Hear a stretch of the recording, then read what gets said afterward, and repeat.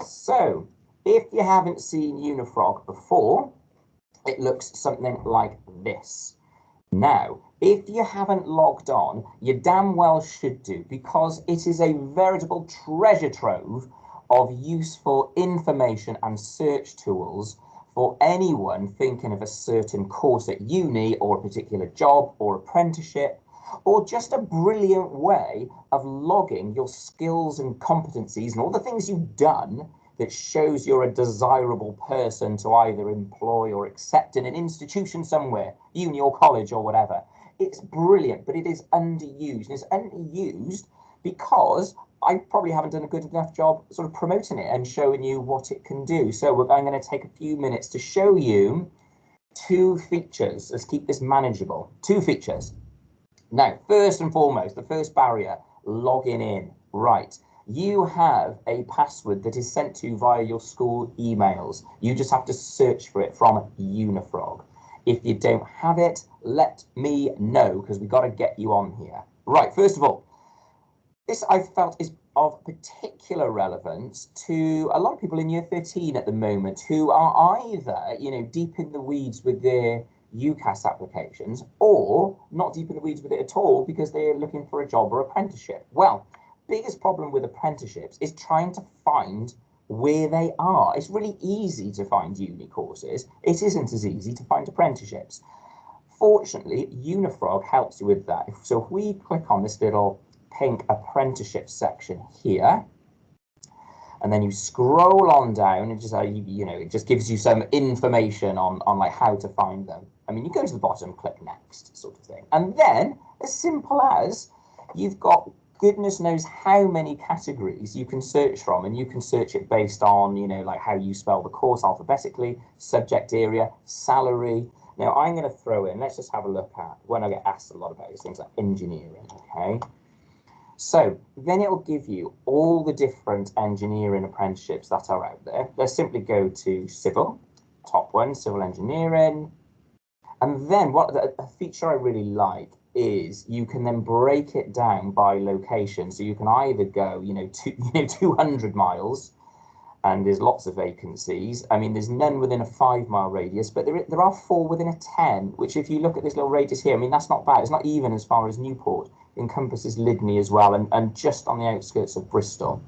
And then we can have a look at what they are, and here they are.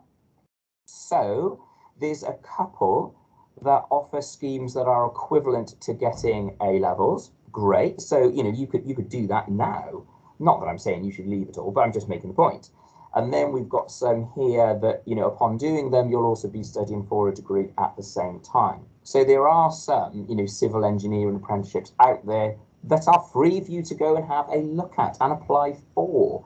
So that is just such a simple but effective tool for searching for apprenticeships, which if you don't have some sort of search engine aggregator like this, it can be a very time-consuming process, but this makes it much quicker, much more efficient. So definitely use it if you think an apprenticeship might be for you.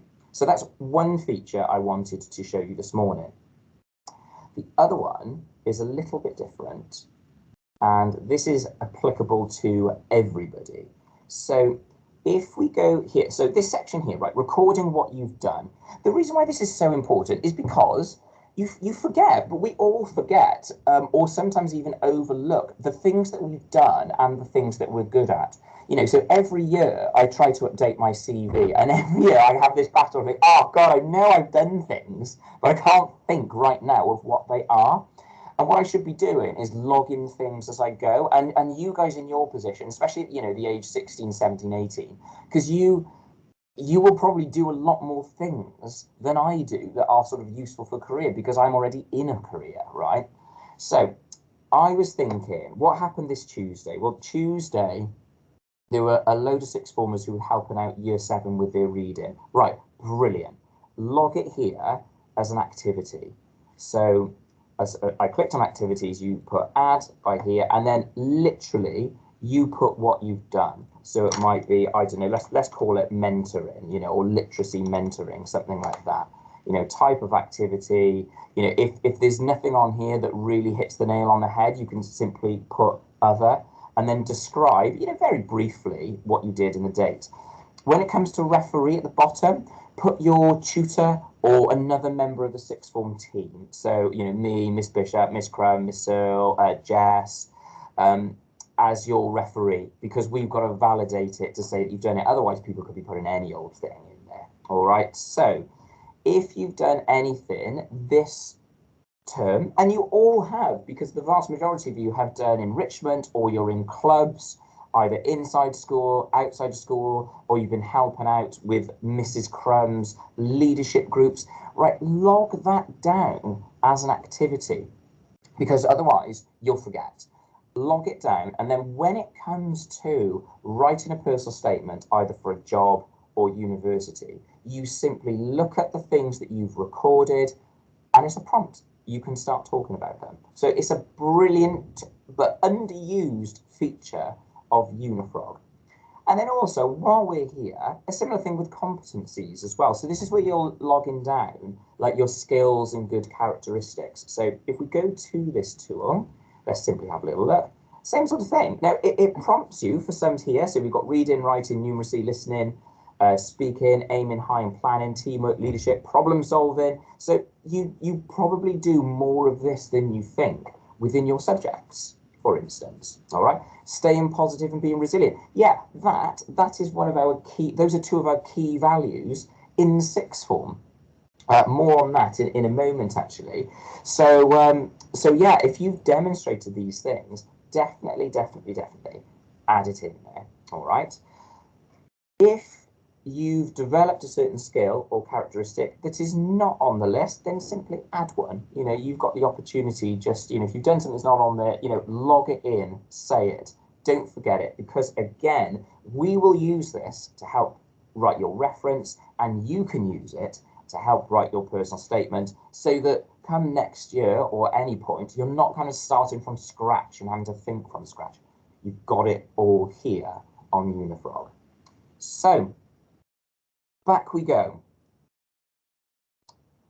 What have we looked at today? Apprenticeships. Now, don't log off, Miss Steele, right? What have we got? We've got apprenticeships, great search tool, ways of recording activities and competencies, sorry. That's absolutely brilliant. Yeah, get using it. And if you can't, for whatever reason, find the password, let me know, and I'll help you out and set it up. All right. So it is 9:02. Have a lovely day, and I will